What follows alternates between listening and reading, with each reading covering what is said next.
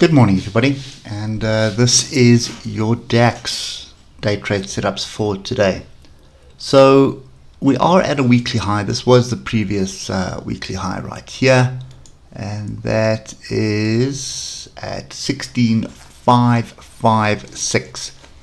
Oscillators are pointing strongly to the upside, and just a continuation of green bars on the weekly. So for me, there's nothing really here to indicate that we should be looking for a move to the downside. Now, we do have some fairly large measured moves, and I'm not even going to bother with this one. So it's from the bottom here all the way up the top, and you put your line there and draw it up. So that's long term from the weekly. I don't think that is a logical thing to do at the moment. I think what you need to look for is 1700, 1713, 1708 is fine. So that's kind of the next logical stop for us at the moment. So if we get down to the levels we want to be trading, nothing really here on the 8 hour from the oscillator's perspective. As I've said before, it can stay overbought for so long. And you can see that's exactly what's transpiring. Bit of diversions here, nothing really to write home about. But look at those moving averages pointing strongly to the upside. I would prefer us coming back to visit moving average, but that doesn't look like it's going to materialize. There is another level here for you to put in, and that is this fractal here, and that would be 16,743. Now, if we drop down to the 3 hour, you're going to hit the like button for us, and you'll see that there's a gap here as well. Now, that's sort of happened in amongst trading. That was the non-farm payrolls that came out. Now, again, look how strong this has been over 2 weeks. Look at these moving averages. There's nothing here that indicates that you should be looking for shorts. Nothing indicating a crash. There's nothing that is telling us anything other than onwards and upwards. Now, this is the first measured move that I'm going to look at, and that would be from there to there, and that's just below the next major level, 1700. So let's just drop that out. Typically what would happen is that 1700 would be the next major level. Right, so this is a major area of support. It is the bottom of the gap, and that is at 16,739. So that to me would be the first opportunity to look for. Second opportunity is going to be close that gap and find yourself in this area here. So if we drop down to 15 minute, that's what's going to give us the structure we're looking for. This is the first one, 16,739. This is the second one at 16,718.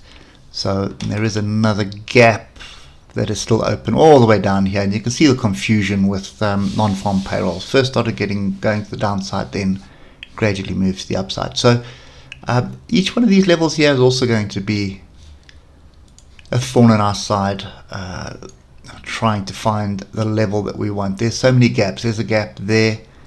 Here's a massive gap here. There's another gap there. So there's so many gaps on this move from Friday that I'm very, very cautious about it. And Mondays are always sort of meek and mild and muted. Sometimes they just drift in the opposite direction while traders come back for Tuesday data. So that's kind of the only two opportunities I can see at the moment. 16,782. I think I'd rather trade this here.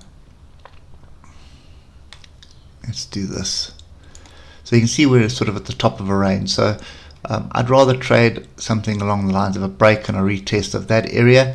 But bear in mind that all of this here is after hours. So down here in this area is where we actually close. So 16,739 would be a pretty decent area to get in. 16,718 would be a decent area as well. And then you might as well say 16,700, being a round number, is also something that you need to pay attention to. And if we just get across to a higher time frame, nope, nothing there. So this tail is probably the one that you want to be paying attention to. 16,739, 16,739. That's the opportunity for the long.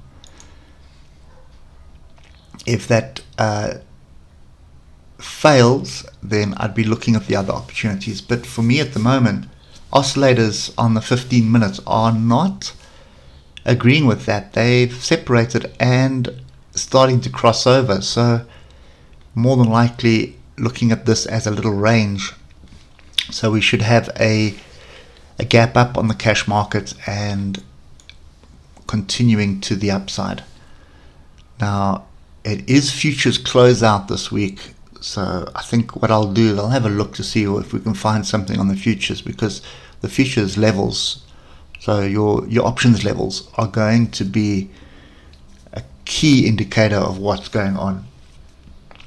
So at the moment, we want to be going with the trend, but we also want to be relatively careful because we are so overbought on the higher time frame. So we're looking for sure bet opportunities to get in.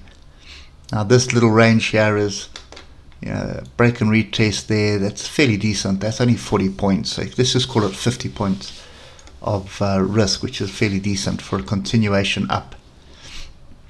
But if we start dropping below these levels here, I'd say this one here, 16,700, break below it, come back and test, then you're probably looking for bottom of range or any one of these tails along here, because they're all in play. This pin bar made them all in play. So any one of these tails could offer support. So you could have a fairly torrid time if you're trying to short this at the moment. Anyway, so my view is wait for the open. Let's see what transpires. If it does just range your break, come back and test, then that's what it is.